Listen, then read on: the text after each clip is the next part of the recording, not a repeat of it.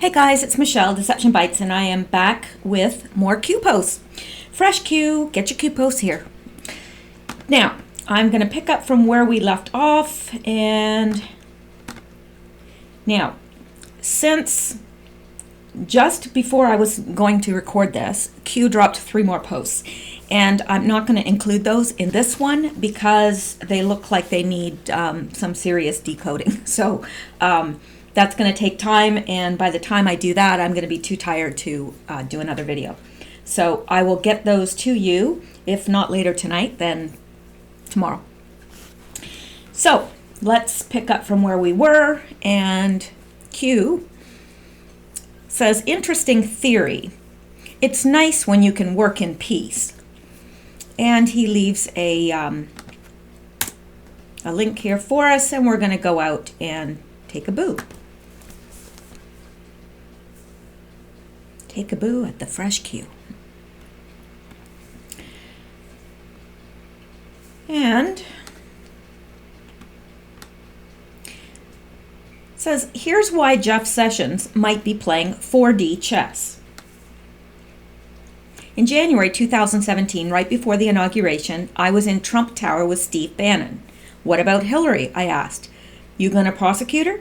He waved me off. That's Sessions' deal. On March 2nd, Attorney General Jeff Sessions recused himself from any existing or future investigations of any matters related in any way to the campaigns for President of the United States. Everyone forgot the line that followed. This announcement should not be interpreted as confirmation of the existence of any investigation or suggestive of the scope of any such investigation, he added. But what he did not say was that the announcement should not be interpreted as denial of the existence of any such investigation. The swamp and virtually all of the hysterical right that was conditioned to being stabbed in the back by its elected or appointed officials merely assumed that no investigation was going on. Surprise! In fact, Sessions inherited an ongoing investigation by the Inspector General, Michael Horowitz. There was an investigation underway, perhaps many, at that very moment Sessions uttered those words. Horowitz has been, in the words of Arlo Guthrie, oppressed, suppressed, repressed, sitting on the Group W bench. His legitimate investigations under the Obama regime had been squelched, sidetracked, or unceremoniously canceled. Horowitz was one of those rare Washington creatures, a man who actually has a sense of honesty in his mission. First, from the first moments in the administration, Jeff Sessions knew what he had in Horowitz. It's not clear exactly when the plan came to Sessions, but clearly it was before his recusal. Both Trump and Sessions after the election had been shocked to see the level of hostility by the left to the duly constituted American election. Sessions personally found people he formerly thought of as friends in the Senate accusing him of the most vile attitudes. He was painted as the Grand Dragon of the Ku Klux Klan, an organization he had crushed as Attorney General in Alabama.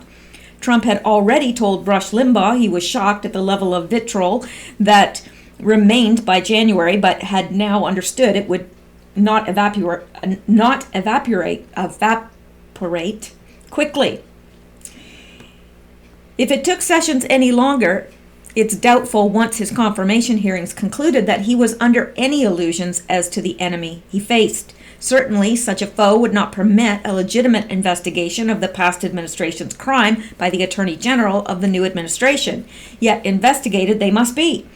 There was too much rampant criminality on display. The Clintons' emails, the U-1 scandal, the Uranium-1 scandal, the Clinton Foundation's pay-for-play structure, the reports, as yet unproven, of deep state resistance to the administration within the FBI and the Department of Justice. Sessions could not ignore these illegalities. I'm sorry. I used to have a speech impediment, and sometimes words just get me. At the same time, politically, he could not prosecute him. He was not the real culprits. Would become the object of the opposite. I'm sorry. He, not the real culprits, would become the object of the opposition's legal, legislative, and propaganda efforts. In short, Sessions could not personally lead the attack on the swamp, nor could he ignore the criminality. He needed to be seen as doing nothing, prosecuting the dark web or Medicare fraud or MS-13 while someone else did the heavy lifting. His solution was elegant in design, brilliant in conception. If he could not investigate, he certainly would not be obligated to follow through on demands from other legitimate sources, the Inspector General or Congress, who discovered criminal behavior and demanded action. Much of this was handled by his number two, Rod Rosenstein, who quietly, in mid-2017, initiated separate investigations of the Uranium One scandal and Hillary's emails. Rosenstein also picked up and continued an ongoing FBI investigation of the Clinton Family Foundation, supporting it with offices in Los Angeles, New York, D.C., and Little Rock. Throughout 2017, Sessions cleverly and effectively maintained the illusion of doing nothing when it came to bringing cases against the prime elements of the deep state. At the same time, the special counsel Robert Mueller was, in some eyes, running rampant, issuing indictments for Michael Flynn and Paul Manafort. The dichotomy was more than many conservatives could take. Here was Flynn, a highly decorated soldier, pleading guilty to a lie that even the FBI investigators at the time concluded was not a lie, while people such as Tony Podesta, Andrew McCabe, and others not only walked free but seemed to prosper. Yeah, I had a hard time with that too. Then came early 2018, and the real design of the Sessions counter-coup began to leak out, often from Sessions himself in the context of replying to congressional queries. First, it was revealed that there was an investigation of Hillary's emails that had been ongoing for months. Next, in January, Sessions announced that Cody Hilland was appointed prosecutor of the Clinton Family Foundation in Little Rock. Notice that a grand jury was impaneled there, also appeared, but so far it's not clear if Hilland himself impaneled that grand jury, if it was a routine grand jury for the district, or if Hilland repurposed the grand jury. Whew. In short order, it was then revealed again in response to Congress that this was an ongoing investigation into the U1 scandal. It was later revealed by Sessions that there was not only a prosecutor looking into the various illegalities that Horowitz was uncovering, which obviously Sessions knew about, but that Sessions named the prosecutor, John Huber, and it was later leaked that Huber had impaneled a grand jury, and that the investigation that Huber took over had been going on for months. By that time, it was clear to all, but the most obtuse, that Sessions had been silently setting up 3 separate investigations in late 2017 and was using the opportunity of congressional requests to make them public. There were other DOJ investigations, too, into the Clinton DNC machine, including an FEC violation that the Federal Elections Commission itself was investigating. But the real fireworks were just beginning, based on the interplay between the House Intelligence Committee, which has its own ongoing investigation of Democratic crimes in the election, Senator Charles Grassley of the Senate Judiciary Committee, ditto, Congressional Bob Goodlatte of the House Judiciary Committee, and Senator Ron Johnson of the Senate Oversight Committee and the Inspector General, who fulfilled Congress's request for documents. Sessions presented the image of being out of touch. No documents were released to Congress until there had been a very public and very contentious debate. That was by design. Sessions' strategy all along has been to investigate in the background, but force either Congress or Horowitz to the forefront as the origination of the requests. Well, you know, we're just sitting over here at Justice drinking our mint juleps with these guys while these guys request all these documents. Oh, and by the way, Sessions would add, here you go, and we have many more you might want to see. From early 2017, Jeff Sessions realized that he was engaged in both legal criminal battle and a public relations fight. He could never succeed in the former without simultaneously winning the latter.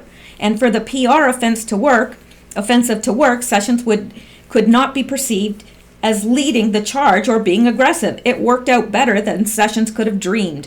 As the DOJ received a criminal referral for Andrew McCabe in April 2018, James Comey, one of the most arrogant men to ever hold office, agreed, released his book that had information in it that again prodded Congress to demand his private memos. Once again, after a public standoff, Sessions relented and handed over Comey's memos, which incriminated him through his leaking of classified materials. Sessions had gotten McCabe and Comey to build their own gallows. That is pretty intelligent, you gotta admit.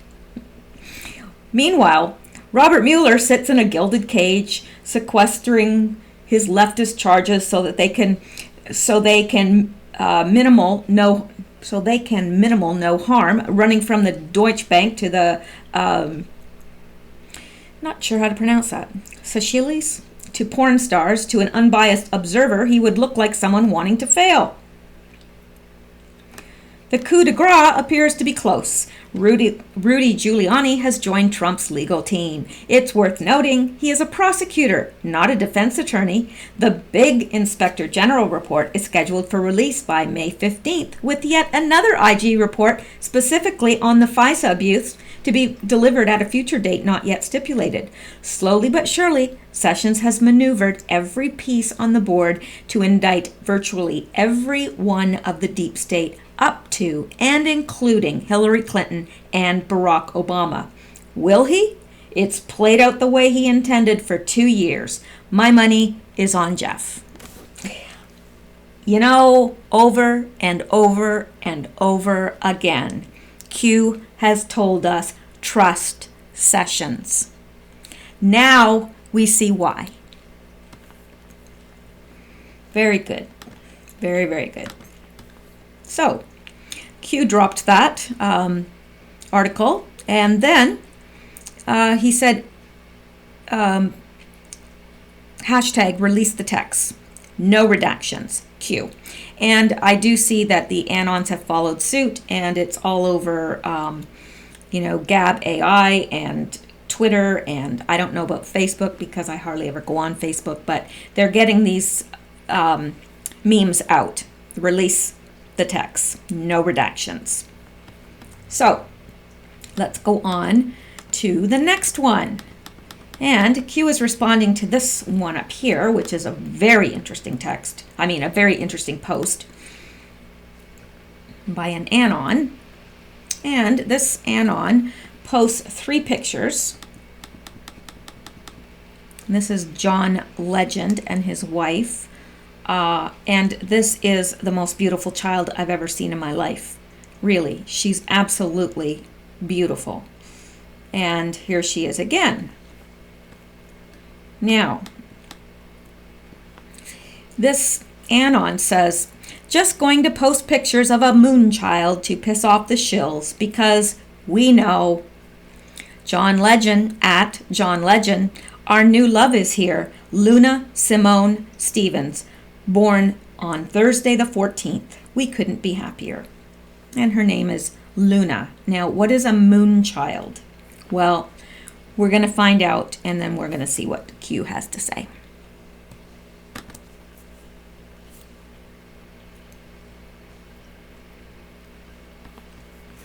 Let me make this bigger. Yeah. Just when you thought it was safe to go back in the water. The Moonchild rituals are the rituals to demonize a fetus. Yes, you heard me right. A fetus. However, the demons that are invoked are not the small ones, but very powerful ones. In working with victims of this programming, it is clear that high-level demons were placed within these people at very early ages. It is believed many of them were demonized before they were born by rituals like the Moonchild rituals. Blood sacrifices and human sacrifices are always required for this level of magic. Aleister Crowley, 1875 to 1947, was a Satanist who was a 33rd degree Scottish Rite Freemason. He also was a leader in a number of other Masonic rites, as well as the OTO leader, chief in Stella Matutina. I've never even heard of that before. And a MI6 Britain overseas intelligence agent. His writings have been important within 20th century Satanism and with black magicians. He wrote Moonchild, first published in 1917. The idea of the Moonchild is that by use of black magic, a perfect soul can be captured. The belief in reincarnation, which is prevalent among the Illuminati and satanic groups, lends itself to the belief that souls compete for a particular embryo. On page 107 to 108 of Moonchild, the idea is expressed: to produce a man who should not be bound up in his heredity and should have the environment which they desired for him. Yeah. The perfect soul in a proper person is called homunculus. The magical work upon which this is based is said to be derived from Francis Bacon, Albertus Magnus, and Pericles, who were all reported in occult circles to have captured souls and placed them into brass statues. The Hittites, the people of Asia Minor and Syria, have long sought the ability to create a Superman and a Superwoman. Yes, and that's something that Hitler wanted to do as well, and they called it the it's in my book, and it's escaping me. Anyway, dang, I hate when that happens. Okay. Anyway, the magical idea is to capture a soul from the fourth dimension. In the book Moonchild, the villa used to produce a moonchild was called the butterfly net. The Monarch program, which is named after the monarch butterfly, is also an allusion to the Moonchild project, where butterflies are an allusion to souls, what Christians call demonic spirits. The actual rituals carried out to create a moonchild are described in detail in 3 of Crowley's writings. A vague description of the rituals can be seen by reading the book Moonchild. The ritual took place at a villa nicknamed the Butterfly Net. The villa was really an occult temple laid out in sacred geometrics. It had figures of satyrs, fauns, and nymphs. It had statues of Artemis. Lots of silver objects and crescents and 9-point stars were at the villa because these objects all relate to the moon in magic. The woman who was pregnant was surrounded by objects related to the moon. The moon's influence was repeatedly invoked. A small triangular silver altar to Artemis was used. There was a sacred spring where the woman was washed. The number 9, which is sacred to the moon, was used along with the square of 81. Prayers were made to Artemis, and there was the reenactment of the capture of Diana by Pan. The woman was coached to identify herself with what is known as Grandmother Moon. In the book, she simply is called the Moon of Diana, or Diana, by identifying her thoughts and actions with the deities one is wanting to invoke. Now, this is a lot for someone who's not familiar with all this stuff to swallow, okay? If you want one of the best breakdowns I have ever in my life seen, and it absolutely corresponds with everything that I have found out myself in my own studies, there is videos by, they call themselves the Fuel Project. Now, it's Christian based, so you're going to get the Christian mindset, and but let me tell, which for me is fine, but I know that there are some of you that are not believers. But if you want to find out some of this, they have a series called Know Your Enemy. It's free, it's on YouTube. They break it all down into, I think, 15-minute segments, but it's long. But I'm telling you, it is the best breakdown of this stuff and will help you understand why this is relevant today. So even if you don't believe in all this stuff, they do. They do. I believe that there are demons. I believe in evil. I believe in all this stuff. I believe it has power, but it's not as powerful as the Lord, our Lord, the real God. Yeah. So that's what I would suggest you do if you want a really good breakdown of this, is to go to the Fuel Project. They have some awesome videos, and I can't say enough good things about them. So, yeah, it'll help you understand, because this is a lot. For somebody that's never heard this stuff, it's like, what? Like, say what? And I understand that. I get it, because let me tell you, when I started researching all this stuff, I was like, you got to be kidding me. But now you'll see the connections will start clicking together for you. Honest. I promise you. The creation of the Moon Children within the Monarch Project involves high-level magic by the circle of Illuminati black magicians who are involved with a particular individual's programming. It should be noted that Grand Master and Grand Dame altars will understand demonology, but the sections, levels of altars above them are not informed. One of the biggest secrets kept from most of the slaves' altars is that their system was demonized while a fetus.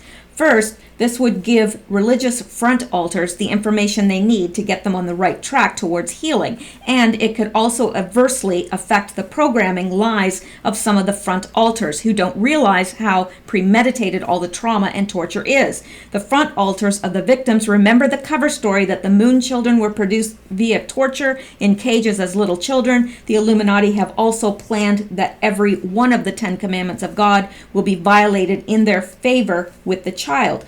They prefer the child to be born out of wedlock so that it is a bastard. This breaks God's commandment on adultery and also gives them more leverage to destroy the child's self-esteem.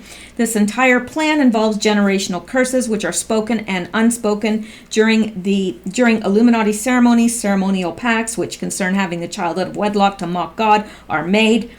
While the Illuminati destroys any godly spiritual foundation, they are creating a solid, rock-hard foundation of love, adoration, or idolatry within the newborn upon which they will build the programming. Okay, well, the second commandment is do not take the Lord's name in vain. In the Black Mass, the names of God are invoked to get the spirits with blasphemous names such as Yahweh, Elohim. I don't know about this part. Most parts of the little child will never even hear the Lord's name. He will only hear the name of his master, who will someday be presented to him as God. The hand that rocks the cradle rules the world. The child is being bonded to his future programmers, that I believe.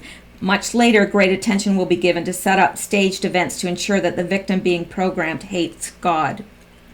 So this stuff does go on. I know it's out there, but it does. It really, really does. So I think that this Anon was inferring that this little child is a moon child, and her name is Luna, which is a beautiful name. Luna being moon, lunar. She's absolutely gorgeous, just gorgeous. But I don't know. Now, what is Q's response? Well, Q says, Q doesn't say, okay, that's ridiculous, or just ignore it. No, Q pulls it out, makes sure that we see it by referring to it, and then says, how many pictures can you find of John Legend and Hillary Rodham Clinton? Well, as it turns out, quite a few. So let me just show you a few that I found. Very easy to find. I mean, they're just everywhere. Here's one. Here's another. And let me tell you, that look, boy, if I was a child and I saw this head come up over my cradle, oh, I don't know what I'd do. I'd probably, I don't know, I'd cry. It's a terrifying smile. Some people smile and it's just absolutely terrifying. And so there they are together, and I don't know who this is. Oh, what did I do there? I don't know who this is in the background, but they look like they've seen better days. They look like they've been ridden hard and hung up wet. So, I don't know. Anyway, did I find any others? Oh, yes, I did. And here, oh, they're everywhere. Now, I guess that's all I had. So, but they're everywhere. I mean, you can find them for yourself. There's tons of them out there. There's just tons. I really didn't realize. And interesting, because apparently there's a Haiti connection there, and I didn't realize that. It says Haiti. Now, I couldn't find any pictures of them together in Haiti. Maybe you can, maybe someone else can, maybe some of the Anons did, I don't know. Marching into the Darkness, lyrics. You know something? I should have looked that up. Marching into the Darkness lyrics. Let's go look it up together. Wouldn't that be fun? Sure it will. Lyrics. Marching into the darkness. Let's take a boo. Shall we? Well, here's the lyrics right here. How easy was that? Okay. What can you buy with the ultimate sacrifice if you don't believe in the afterlife? Oh, I still grieve, remembering what you were like. Now, what good is a dream when the dreamer dies? Some are better than good, greater than great. Some are misunderstood, and they get told to wait by. All of the greatest of all, were chasing their fading star. Who'll be the latest, the latest to fall? We're marching into the dark. Maybe you are, buddy, I'm not. All of the greatest of all, were chasing their fading star. Who'll be the latest to fall? We're marching into the dark.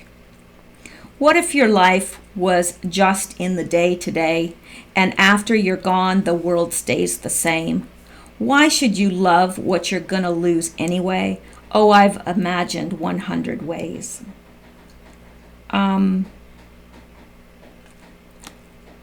Yeah. Probably why I don't listen to most contemporary music. Some are just no good. Some will let it just fade. Some are misunderstood.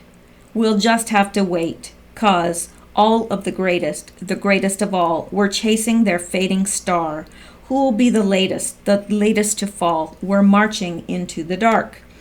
Oh, heaven knows where we are, chasing the fading stars. Heaven knows where we are, motioning to the dark. Some are better than good and greater than great. Some are misunderstood. They get told to wait. Some are just no good. Some will let it just fade. Some are misunderstood. We'll just have to wait, 'cause all of the greatest of all, were chasing their fading star. Want to know who'll be the latest to fall? We're marching into the dark. I want to go marching into the dark. All of the greatest of all, were chasing their fading star. We're chasing their fading star. Who'll be the latest to fall? Marching into the dark. Well, that's just uplifting, isn't it? Alrighty, let's go back. And Q says, follow the stars. It's everywhere.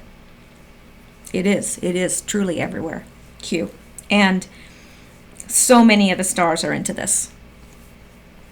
So many. Okay, so let's go on, see what else Q has to say. Well, an anon says, Sarah A. Carter, something verified account at Sarah Carter, DC. Breaking news, Strzok and Page text messages have been delivered to Congress on Hannity Radio Now. And Q says, acknowledges this and says, important to note, texts only. R equals renegade, not Rod Rosenstein. Q. So Q is letting us know that for the texts only, R is referring to renegade, which we know is Obama, and Obama's nickname or code name or whatever was renegade. So when you see R in these texts, when they're dropped, and we see R, it has nothing to do with Rod Rosenstein. And always when Q refers to Rod Rosenstein, he usually puts RR. So when we see R in these texts, when they're dropped, we're not to think it's Rosenstein. It's renegade. So it's just a note of caution and letting us know in advance. Now, I got some other things here. I found a text from John Legend. Is that his name? See, I don't even know his name. I think it's John Legend. Now I gotta go back down and see. Dang it all. John Legend, yeah. Sounds a little bit like John Lennon, doesn't it? Okay, well, here's a text between him and Kanye.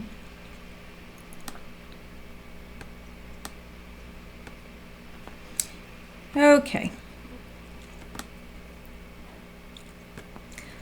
Says, hey, it's JL. I hope you'll reconsider aligning yourself with Trump. You're way too powerful and influential to endorse who he is and what he stands for. As you know, what you say really means something to your fans. They are loyal to you and respect your opinion. So many people who love you feel so betrayed right now because they know the harm that Trump's policies cause, especially to people of color. Wasn't aware that his policies were harming any people of color.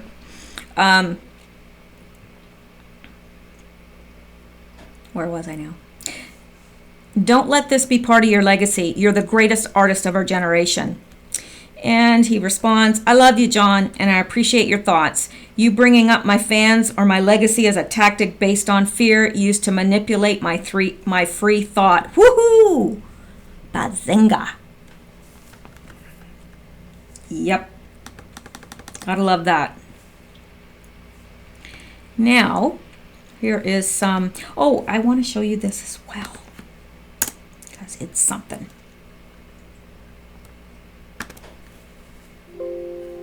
Oh, come on. Don't do that to me. Oh, be nice to me. Maybe. Oh, come on. It's not my day.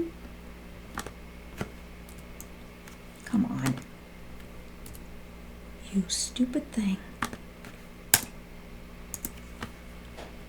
Gateway Pundit. Maybe I can find it this way. I'm not giving up. I'm not giving up. All right.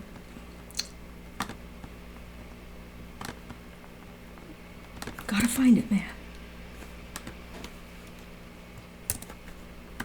I'm telling you.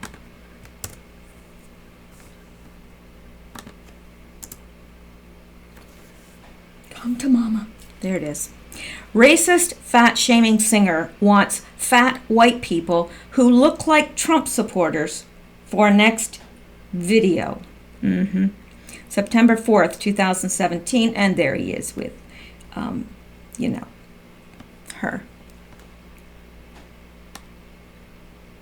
And they wonder why they lost. Singer John Legend is looking for fat old white people who look like they support Trump for his next video. Okay. Yeah. All right. Now, aren't you glad that I found that? Aren't you glad that I persevered? Now, let me see. This is something else I wanted to show you. Okay. It's Pompeo. Is that how you pronounce? I hope that's how you pronounce his name. With Kim. Now, isn't it interesting that, okay, they're shaking hands, but what's in the background? Doves. Now, I think that that's very pertinent, because the last photos have been taken in front of that water. And remember how the first time it was in front of the water that was very tumultuous and it looked like the sea was rising up in a tsunami, ready to engulf them. And then the next time it was a very calm and peaceful sea. And Q said, watch the water. Well, now we've got a background with doves in it. And doves are a symbol of peace. So I think that this sends a signal, and I think it's meant to send a signal. And I received it. I got it. We all got it. We get it. All right, now I wanted to go back here too and look, because I thought that I had, I'm looking for this, I thought that I had kept it. Apparently I didn't. And I'm very annoyed with myself. But what can I do? What can I do? No, it's not here. I'll look for it for the next one. Now, Also wanted to show this.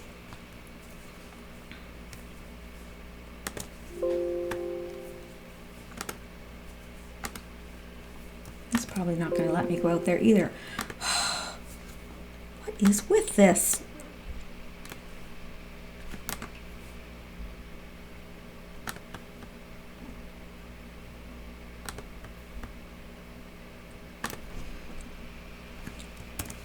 I know, you're all getting very bored. I can feel it. Okay, fireworks. Diamond and Silk shut down Democrat Sheila Jackson Lee at Facebook censorship hearing. I got so annoyed listening to this. I cannot even tell you how annoyed I got. But let's listen to this for a minute.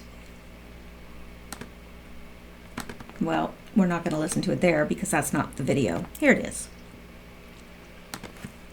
Thank you so very much. And let me also acknowledge my commitment to the First Amendment for all of the witnesses that are here. And our pointed questions to Ms. Hardaway and Ms. Richardson, obviously because they come with important critiques that we need to address. Now, we need to address it fairly. She's going to introduce her daughters and stuff. I think it is important to note two things. One, there is a question of this hearing as to establish whether there was a pattern. I think that's very important.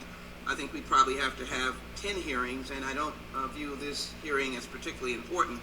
I do want to take note of the fact, Mr. Chairman, that the Senate has just passed out of committee the special counsel.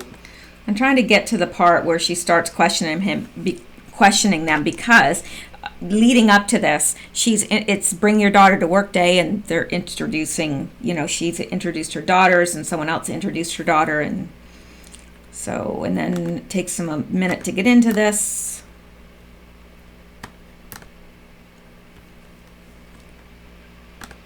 Okay. No disagreement with the number of entities, as unanimous consent. Sorry, I'm just trying to skip ahead to get to it. Hardaway have a First Amendment protection that you all deserve, as I deserve it, the witnesses deserve it. So let me pose these questions. Ms. Hardaway, have you ever been paid by the Trump campaign? No, we've never been paid by the Trump campaign. You've never been paid by the Trump campaign? We have never been paid by the Trump campain. Not $5, not $100? We have never been paid. We have never been paid by the Trump campaign. Let me ask a specific question. $1,274.94. We have never been paid. Ms. Hardaway, my understanding is that you received the now infamous email from Facebook, the email calling your space page unsafe on April 8, 2018? No. That was not April the 8th. We received that on April the 5th, 2018. Now on April 11th, you appeared on the Ingram Angle on Fox News to discuss this matter. The host, Laura Ingram, asked, did you get contacted by Facebook, and has this been reversed? Have you been contacted by Facebook? We was contacted via Twitter on April the 12th. You responded, we have not been in communication with Facebook, we have not been contacted, we have not spoken to anyone over the phone. That's true. We had been in contact with them, we haven't spoken to anyone over the phone. Right, they said it was in direct communications with us, and we had not been in direct communication. Did you, on that show, say that you were not contacted? We were not contacted. We was contacted on the 12th. We was contacted on the 12th via Twitter. All right. So are you saying that you did not lie on that show, or you did lie? We did not lie on that show. We did that show on the 11th. We was contacted by Twitter on the 12th, by Facebook on the 12th via Twitter. And when we looked in our verifies, there they were. Is it your testimony today that as of April 11th, when you went on Ms. Ingram's show and said that Mr. Zuckerberg had lied about trying to contact you, that Facebook never reached out to you or Ms. Richardson about this issue? Mark Zuckerberg said that they was in direct communication with us. Like they had spoken to us. They did not do that. Did you get information from Zuckerberg or Facebook? No. Any means of communication? No. You just said you got it through Twitter. We got it through Twitter on the 12th, on April the 12th. Next day. Hold on for a moment. Miss Jackson, don't try to mince my words. Let me explain to you this here. April the 5th, 2018. They took and they deemed us unsafe to the community and told us it wasn't appealable. That was April the 12th is when they... I am the one asking questions. You're in a judicial committee hearing, and I respect you, and you're going to respect me. Now, my question is, have you gotten contact from Facebook? And Ms. Richardson may want to answer it. Have you? No. All right. And you're saying under oath that you did not. And so the Twitter is not communication. The way you're asking that question is a little confusing. No, you're asking that question and you're missing words right here. Have you gotten any communication from Facebook? On April the 12th. Via Twitter. And what mode was that? That was via Twitter. All right. So, and you got information. So your testimony that you did not is not truthful. That is truthful. Let me move on to Professor Wallman. Time of the gentlelady is expired. I asked that my introduction of my two young ladies not be attributable to my time. How you use your time is yours, and that did count on your time. That is not the case. Professor Wallman, I'd like you to answer this question. Time of the gentlelady is expired. If Facebook attempts to answer the question or respond, is that legitimate that Facebook and in fact is that legitimate that Facebook be held to we're going to get through all the witnesses. We have to observe these time guidelines. We can't give everybody Mr. Chairman, 2 extra minutes. I asked for the chairman to have gotten out of the seat when he said yes, and the staff is standing here and they need to be able to speak up. I want this question answered by Mr. Wallman. Thank you, madam. Mr. Wallman, the gentlelady is expired. There may be time after everybody Mr. Wallman, can you answer the question? Mr. Wallman, can you answer the question? You're not going to be Facebook has an opportunity to make those decisions for its own. This time we'll recognize Mr. Biggs for 5 minutes. Thank you, Mr. Wallman. Unbelievable. Very much. I got so upset watching that because I don't know what I would have done. They handled themselves far better than I would have, really, because that woman, this one, so annoying. They answered the question over and over again. You know, were you paid by the Trump campaign? How many times do they have to answer? No. You know, if they weren't paid, that means, yeah, right, they weren't paid 5, they weren't paid 10, they weren't paid 120, they weren't paid 1,000, they weren't paid. And they went on the Laura Ingraham show and said that Mark Zuckerberg had lied because he said that he was in direct communication with them. And up until that time, there had been no communication from Mark Zuckerberg. So now she's calling them liars because the next day, the 12th, they're notified via Twitter. So, unbelievable. Really, you have to hand it to them the way they handled themselves there, because I would not have done as well. I know that for a fact. I would have lost it, really lost it. So, anyway, I think that's enough for tonight because I want to go out and take a boo at those new videos, or the new posts, and see if I can start decoding those. And I want to get this uploaded. So thank you so much for listening, guys. Make sure that you hit that subscribe button if you want to be subscribed. Make sure that you're still subscribed because they keep dropping subscribers. So thank you so much, and I will talk to you soon. Stay safe.